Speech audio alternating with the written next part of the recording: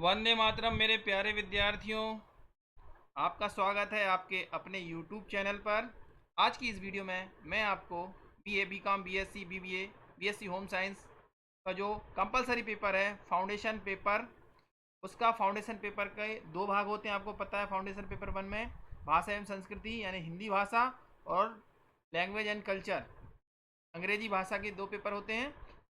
इस वीडियो में मैं आपको भाषा और संस्कृति हिंदी के विविध प्रश्न लेकर आया हूँ। ये एक सैंपल पेपर है और इसमें मैंने प्रयास किया है कि हिंदी भाषा के संपूर्ण जो आपका फाउंडेशन का पाठ्यक्रम है, सिलेबस है, उसको कवर किया जाए और एक सैंपल पेपर बन जाए। साथ ही साथ कुछ चैप्टर्स पे मैं फोकस करूँगा, इससे आपको समझ में आएगा। वीडियो थोड़ा लंबा होने वाला है, इसलिए पानी रख लीजिए पास में, पेपर पेन रख लीजिए और इस मैराथन पेपर के लिए आप तैयार हो जाइए। आपकी एग्ज़ाम के लिए ऑल द बेस्ट। और साथ ही साथ रेगुलर प्राइवेट दोनों स्टूडेंट्स के लिए कंपलसरी पेपर होता है, आप जानते हैं। और ऐसी वीडियो आपको और आगे मिलते रहेंगे। तो शुरू करते हैं। सबसे पहले आपका देखिए सिलेबस जो है 3 यूनिट है, इसमें 3 इकाइयाँ हैं आपके फाउंडेशन में। और इसमें जो पहला चैप्टर है आपका वो है भगवत गीता। तो आपको जो सामान्य जानकारी इसमें रखना है, महाभारत का शांति पर्व है। महाभारत के शांति पर्व में 348/8 में इसका संकेत मिलता है, ये आप जानते हैं। कृष्ण अर्जुन के सारथी हैं। युद्ध भूमि में भी अंतर्मन किए वह क्या है, संशय युक्त रहते हैं अर्जुन।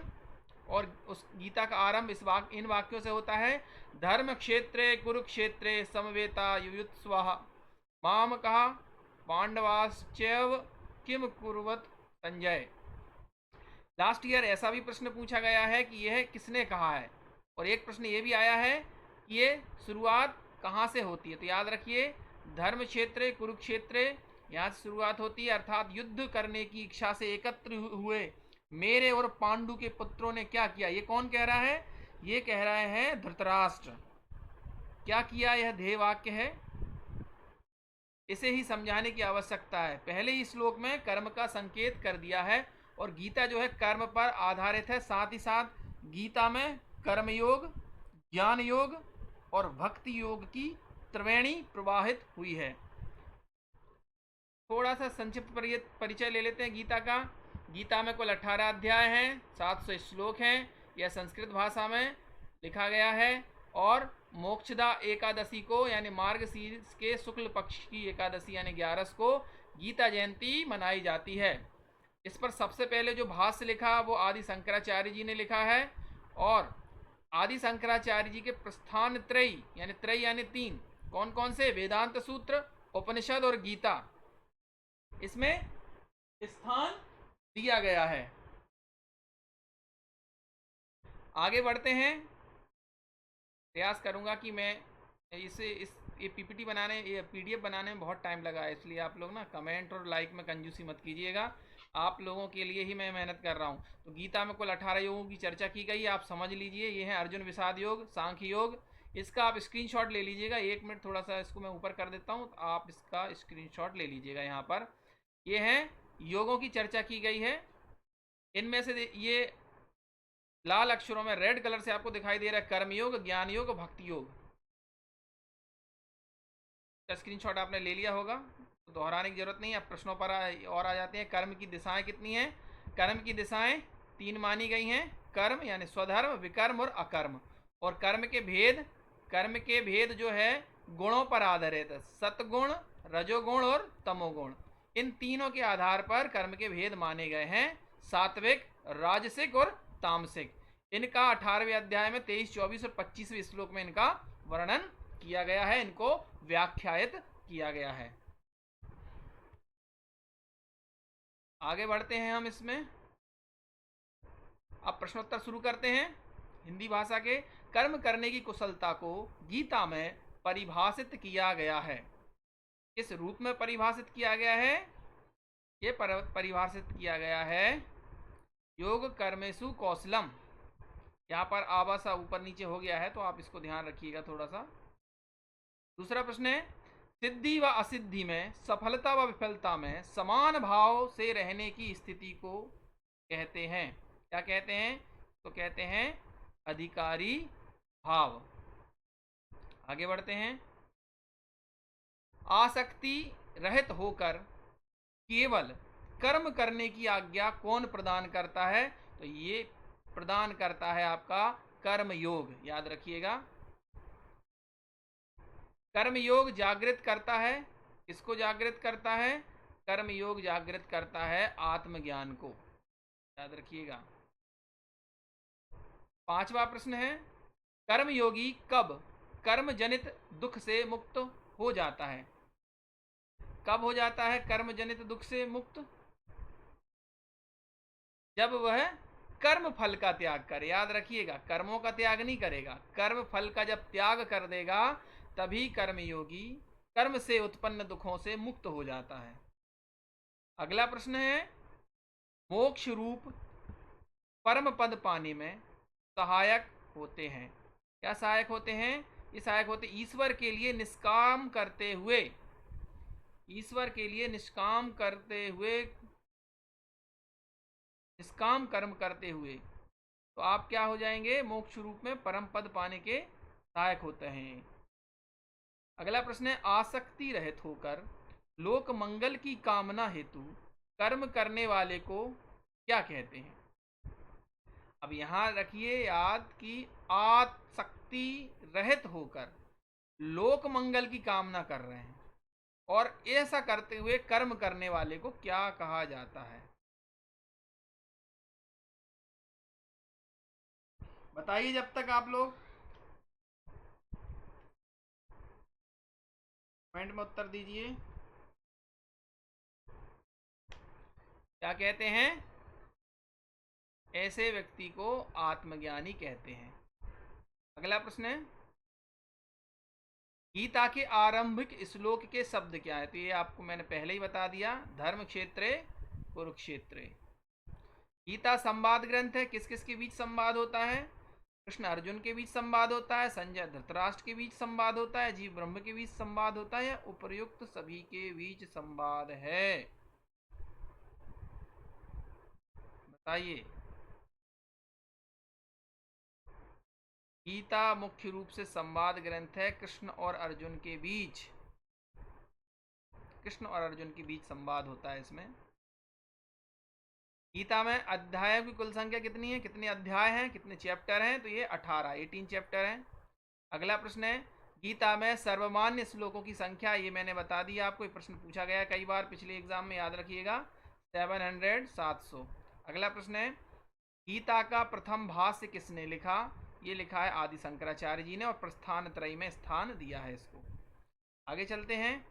अब अगला चैप्टर नहीं है, इसी से प्रश्न है, गीता में कितने प्रकार के योगों की चर्चा की गई है? तो गीता में 18 प्रकार के योगों की चर्चा की गई है। याद रखिएगा। आपको सुविधानुसार आप इसको क्या करिएगा, फास्ट या स्लो कर सकते हैं। 1.5 में देखना है, 1.25 में देखना है, या समझते हुए देखना है। आप वीडियो को देखिए, समझिए, और एक बार में समझ में ना आए तो बार बार इसको प्रयास कीजिए समझने का, बार बार देखिए वीडियो। अगला प्रश्न है, गीता का लक्ष्य क्या है? कृष्ण का ईश्वरत्व घोषित करवाना, अज्ञान जनित मोह को नष्ट करना, भक्त और भगवान के संबंधों को स्पष्ट करना, या उपर्युक्त में से कोई नहीं? तो गीता का मुख्य लक्ष्य है कि अज्ञान जनित जो मोह है उसको खत्म करना, नष्ट करना। अगला प्रश्न, अब चैप्टर है आपका जो हिंदी भाषा का पाठ्यक्रम है फाउंडेशन सेकेंड ईयर में। सेकेंड ईयर आपको पता है सभी के लिए फाउंडेशन कंपलसरी है। इसमें आता है सूर्यकांत त्रिपाठी निराला की जागो फिर एक बार कविता। तो जागो फिर एक बार उन्होंने इस शीर्षक से 2 कविताएं लिखी हैं। एक श्रृंगार प्रेम की कविता है और ये दूसरी जो है ये त्याग समर्पण की कविता है। तो आप स्क्रीनशॉट ले लीजिए। इसमें से परिमल को याद रखिएगा, 1929, ये आपके ज़्यादा काम की है। यहाँ पर भी आप इसके स्क्रीनशॉट ले लीजिए। उपन्यास, निरुपमा, चोटी की पकड़, प्रभावती, काले कारनामे, अप्सरा। इन्होंने रामचरितमानस का खड़ी बोली में भी अनुवाद किया है निराला जी ने। निराला जी की प्रतिनिधि संग्रह में यह जो कविता है जागो फिर एक बार परिमल में संग्रहित है। और रचनावली निराला रचनावली भाग 1 में भी संकलित। ये जो कविता आपके पाठ्यक्रम में है, ये मतवाला पत्रिका थी, मतवाला मैगजीन निकलती थी, उसमें 27 मार्च 1926 को प्रकाशित हुई थी पहली बार। तो इसमें मैंने आपको बता ही दिया है कि जागो फिर एक बार दो कविताएं हैं, इनकी दोनों का जो भावभूमि है, केंद्रीय भाव, वो अलग अलग है, सेंट्रल आइडिया। प्रश्नोत्तर पर चलते हैं। निराला को अपनी जनता का कवि किसने कहा है? तो ये कहा है डॉक्टर रामविलास शर्मा जी ने। और डॉक्टर रामविलास शर्मा जी ने निराला जी पर बहुत काम किया है। निराला रचनावली जो खंड हैं इन्हीं ने लिखे हैं। अगला प्रश्न, निराला काव्य का दार्शनिक आधार क्या है? इनका दार्शनिक आधार वेदांत है। अगला प्रश्न है, मनुष्यों की मुक्ति की तरह कविता की भी मुक्ति होती है, यह कथन किसका है? सोचिए सोचिए और बताइए। कमेंट भी कर सकते हैं आप, और अगर आपका कोई इसके अलावा प्रश्न है तो आप मुझे कमेंट बॉक्स में उत्तर दे सकते हैं या प्रश्न पूछ सकते हैं। ये जो कहा है कि मनुष्यों की तरह कविता की भी मुक्ति होती है, निराला जी ने कहा है। निराला जी का पूरा नाम सूर्यकांत त्रिपाठी निराला है। अगला प्रश्न है, अनामिका ग्रंथ है। अनामिका क्या है? ये अनामिका काव्य संकलन है। अगला प्रश्न है, जागो फिर एक बार कविता किस काव्य संग्रह में संकलित है? ये तो बता ही दिया है, परिमल में है, 1929, 1929। अगले प्रश्न पर चलते हैं। जागो फिर एक बार कविता किस पत्रिका में सबसे पहले प्रकाशित हुई थी? तो ये मतवाला में प्रकाशित हुई थी, अभी आपको बताया है, ये भी आप उत्तर दे देंगे। अगला प्रश्न है, 1.25 पर एक को चढ़ाऊंगा, यह किसका कथन है? तो यह कथन किसका है? गुरु गोविंद सिंह जी का है, और यह 10वें सिख गुरु हैं। इन्होंने ही अकाल तख्त की स्थापना की थी। अगला प्रश्न है, योग जन जीता है उक्ति है, किसकी उक्ति है? तो ये गीता की उक्ति है, याद रखिए। ये पोयम से ही सवाल पूछा गया, जागो फिर एक बार जो कविता है उसी से ही प्रश्न किया गया है। अगला प्रश्न पर ध्यान देंगे। अगला प्रश्न है, जन्म पर अपने अभिशप्त आंसू कौन बहाती है? कौन बहाती है जन्म पर? किसके जन्म पर आंसू बहाती है? सिंगिनी, गौ माता, मेष माता, या इनमें से कोई नहीं? तो यहाँ पर क्या है, ये पोयम में दिया ही हुआ है कि सिंगनी की गोद से छीनता रे शिशु कौन, मौन भी क्या रहती वह रहते प्राण रे अजान, एक मेष माता ही रहती है निर्मिमेष। मेष यानी होता है भेड़ या बकरी, ऐसा आप कह सकते हैं। तो ये क्योंकि आपको पता है, तो पता रहता है बकरी को कि उसकी जो संतान है वो कटने वाली है या उसका वध होगा ही, तो मेष माता अपने जन्म पर क्या करती है? आंसू बहाती है। अगला प्रश्न है, निराला जी का उपन्यास क्या है? ये निरुपमा निराला जी का उपन्यास है। देखिए थोड़ा ऊपर नीचे हो गया, टाइपिंग एरर है, ठीक है। अगला प्रश्न है, भारतीय युवाओं को आलस छोड़कर अंग्रेजी शत्रुओं से युद्ध कर देश को स्वतंत्र कराने हेतु अतीत के किस योद्धा का जिक्र किया गया है? गुरु गोविंद सिंह जी, नहीं, ये गुरु गोविंद सिंह जी का नहीं किया गया है, महारा हाँ, गुरु गोविंद सिंह जी का ही किया गया है। 1.25 लाख पर एक को चढ़ाऊं, निज नाम कहलाऊंगा, ऐसी पंक्ति है इस कविता में। सिख संप्रदाय के 10वें गुरु कौन है? ये 10वें गुरु गुरु गोविंद सिंह जी हैं। अगला चैप्टर आता है आपका दोपहर का भोजन है। ये अमरकांत जी की प्रसिद्ध कहानी है, और इसका पहला प्रकाशन कहानी पत्रिका में 1956 में हुआ था। और ये किस संग्रह में संकलित है? कहानी संग्रह का नाम है जिंदगी और जौक। ये नायिका प्रधान कहानी है, और ये घटना इसकी कौन सी? दोपहर के भोजन की है, और मूल इसका कथ्य है भूख। भूख पर ही केंद्रित है पूरी कहानी। अमरकांत जी ने अनेक संस्थाओं और राज्यों से पुरस्कार प्राप्त किए हैं। इसमें मध्य प्रदेश का मैथिली शरण गुप्त सम्मान 1998-99 उन्हें प्रदान किया गया, 1998-99 का।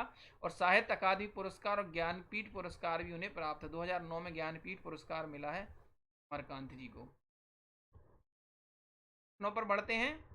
दोपहर का भोजन कहानी पहली बार किस पत्रिका में प्रकाशित हुई? ये प्रकाशित हुई है कहानी पत्रिका में।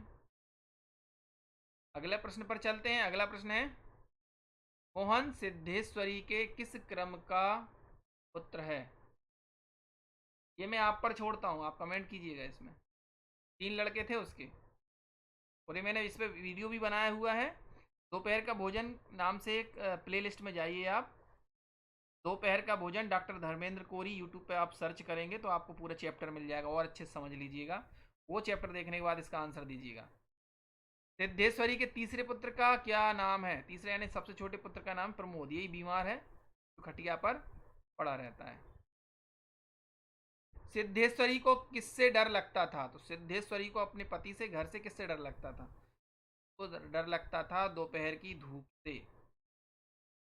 अगला प्रश्न है, सिद्धेश्वरी के हिस्से में कितनी रोटी आती? देखिए, सिद्धेश्वरी जो है दोपहर के भोजन की क्या है, प्रधान नायिका है, इस कहानी की पात्र है।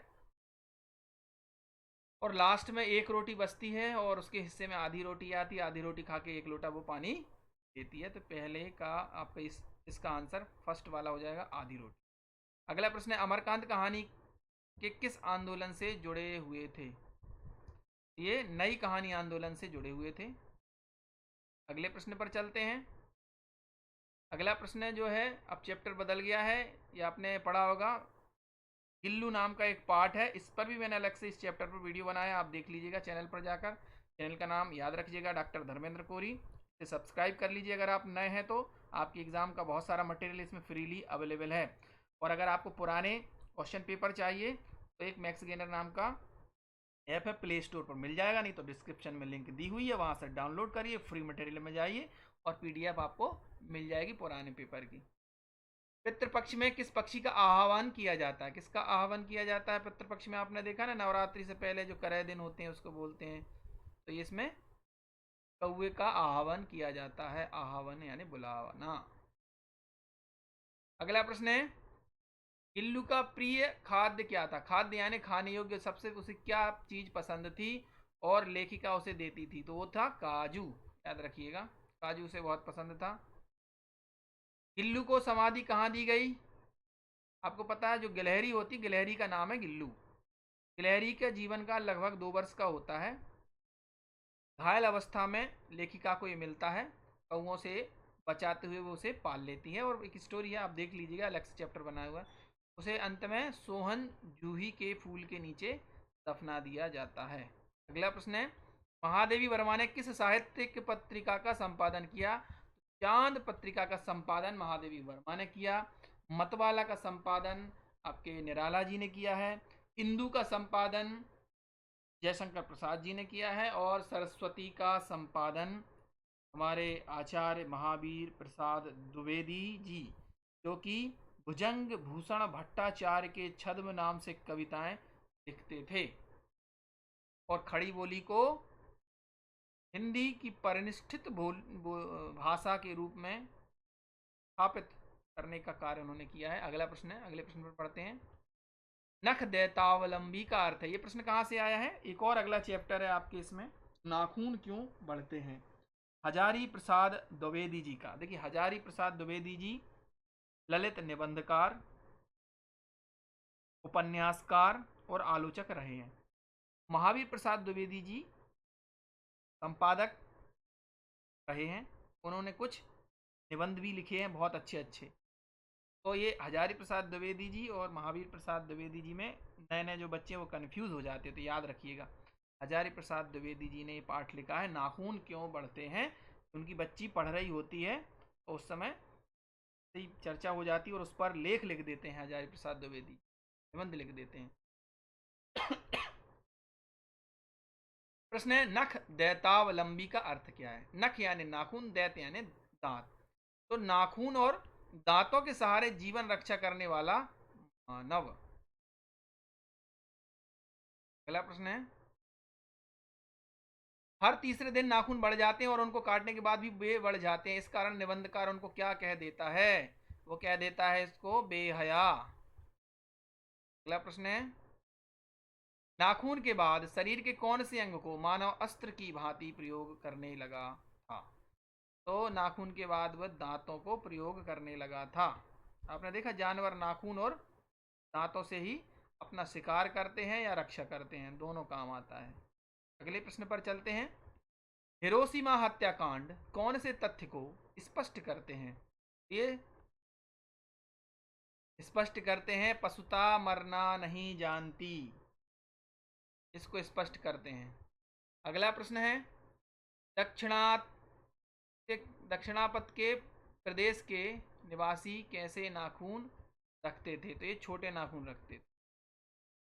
अगला प्रश्न है, शरीर की, मन की और वाक की अनायास घटने वाली ये वृत्तियों को क्या कहा जाता है? इन वृत्तियों को क्या कहा जाता है?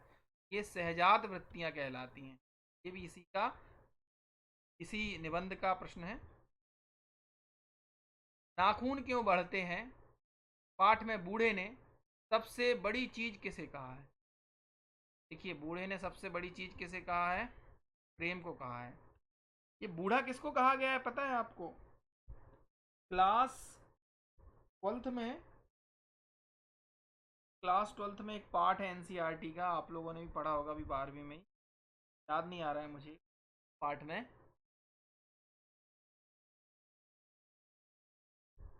फूलों पर होता है, तो उसमें भी बूढ़े का जिक्र किया जाता है। बूढ़े का तात्पर्य है महात्मा गांधी से है। महात्मा गांधी का उन्होंने जिक्र किया है, और महात्मा गांधी ने सबसे बड़ी चीज किसे माना है? प्रेम को। अगला प्रश्न है, लेखक के अनुसार मनुष्य के नाखून किसके जीवंत प्रतीक हैं? तो ये पाशवी प्रवृत्ति के जीवंत प्रतीक हैं। लेखक के अनुसार बात कर रहा हूं मैं। अगला प्रश्न, लोक कला, लोक नृत्य, लोक कला और लोक साहित्य के नाम से दो अलग अलग चैप्टर हैं, उससे पूछा गया है छिपा शिल्प कहाँ प्रसिद्ध है? तो ये उज्जैन में प्रसिद्ध है। इससे भी काफी प्रश्न आए हैं। कंघी बनाने का श्रेय किस जनजाति को है? तो कंघी बनाने का श्रेय है बंजारा जनजाति को जाता है। ये थोड़ा ऊपर नीचे हो गए हैं, आप समझ लीजिएगा, बंजारा को याद रखिएगा आप।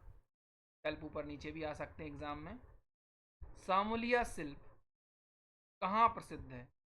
ये प्रसिद्ध है आपके बुंदेलखंड में। अगला प्रश्न है, तिलंगा शब्द किस अंचल में प्रसिद्ध है? तिलंगा देखिए तिलंगा जो है वह एक प्रकार का भित्ति चित्र होता है जो तेल से, रंगों से बनाया जाता है। ये आपका प्रसिद्ध है। कहाँ पर प्रसिद्ध है तिलंगा? बताइए। तेल में डुबोकर ये चित्र बनाए जाते हैं, भित्ति चित्र है ये तिलंगा।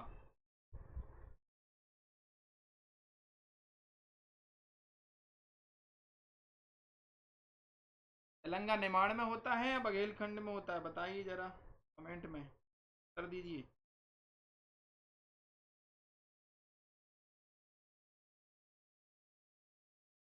ये क्या है? भित्ति चित्र है, इसको याद रखिए। तिलंगा ज्यादा प्रसिद्ध कहाँ पर है? ये बघेलखंड में है। बघेलखंड कहाँ लगता है? रीवा सतना वाला इलाका बघेलखंड है। तो रहती क्या है? तो रहती क्या है? भित्ति चित्र है, नृत्य है। भारत की हृदय स्थली तथा कला स्थली किसे कहा गया? तो भारत की हृदय स्थली और कला स्थली आपका मध्य प्रदेश है। अगला प्रश्न है, लोक कला के कितने रूप होते हैं? तो लोक कला के 3 रूप होते हैं, लोक नाट्य, लोक चित्र और गायन।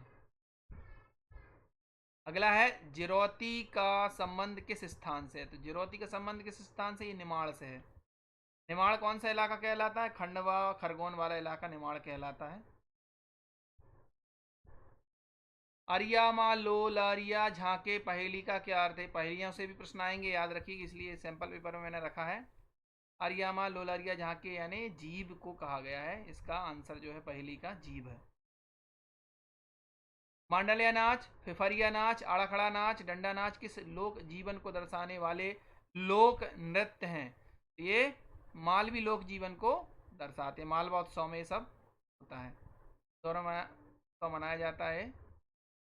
अगला प्रश्न है, कोरकू जनजाति का प्रिय नृत्य कौन सा है? तो इनका प्रिय नृत्य है थांडल और थापरी।